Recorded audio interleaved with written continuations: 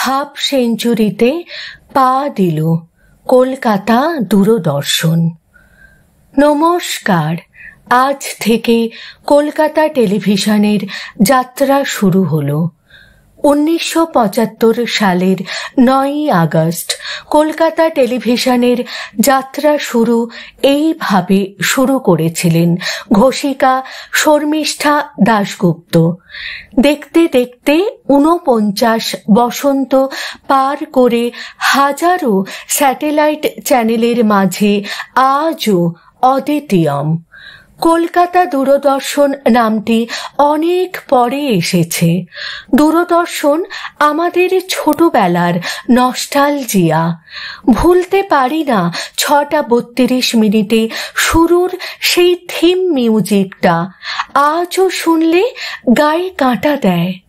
মনে পড়ে চৈতালি শাশ্বতী দুই মানিক চোরের ঘোষিকার কথা। আমরা তো অনেকেই ভাবতাম তাদের দুই বোন। পরবর্তীতে রীতা কয়রাল, সতীনাথ মুখোপাধ্যায়, পদ্মনাভ দাশগুপ্ত ও আরও দুজন, মনে করতে পারছি না, ঘোষককে দূরদর্শনের পর্দায় দেখেছি।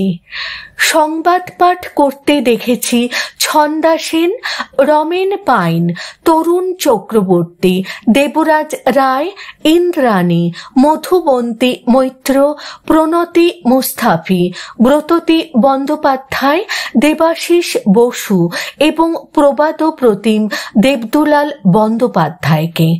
9:20 ইংরেজি সংবাদ পাঠ করতেন ব্যারিটোন গলায় অভিনেতা এন বিশ্বনাথন এবং লীনা সেন।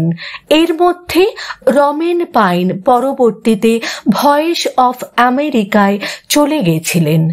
শুরুতে মাত্র 3 ঘন্টার অনুষ্ঠান ছিল।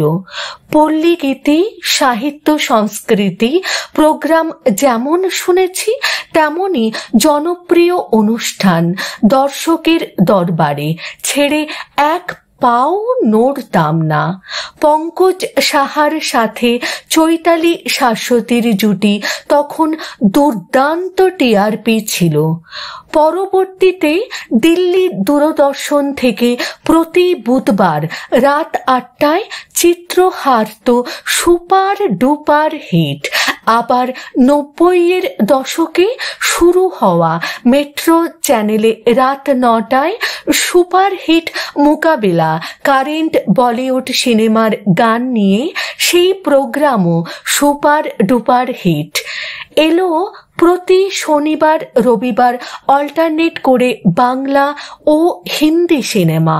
কতবার যে গুলিয়ে ফেলেছি বাংলা দেখতে গিয়ে হিন্দি সিনেমা দেখে ফিরেছি পাশের বাড়ির টিভি দেখে। এমনকি খেলাও, সে Bharat England, Eden running test কিংবা মোহনবাগান ইস্ট বেঙ্গল ম্যাচ, সর্বোপরি পেলে মোহনবাগান ম্যাচ। পরে এলো মেট্রো চ্যানেল, DD1, DD2। এখন তো 24 ঘন্টাই দূরদর্শন তথাকথিত প্রাইভেট চ্যানেলগুলির সাথে সমানভাবে পাল্লা দিয়ে চলেছে।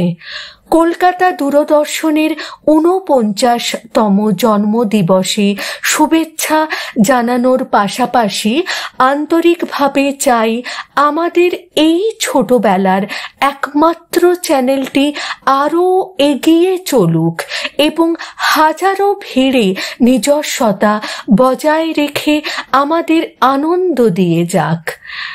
লেখাটি আমি সোশ্যাল মিডিয়া থেকে সংগ্রহ করেছি। অসংখ্য ধন্যবাদ জানাই।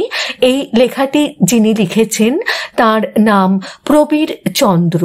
অসংখ্য ধন্যবাদ আমার তরফ থেকে এবং আমার পরিবারের সকল সদস্যদের তরফ থেকে।